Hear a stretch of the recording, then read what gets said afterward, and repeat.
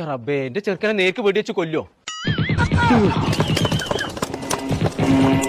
Enemies ahead! Enemies ahead!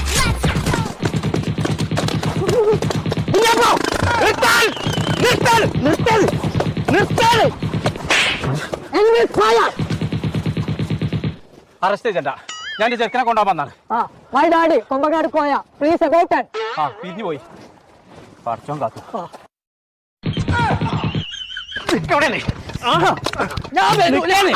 ഇമ്മാണ് biryani ഉണ്ടാക്കി കൂടാറുണ്ട്. എനിക്ക് അന്നെ ഒരു ബൈക്കോ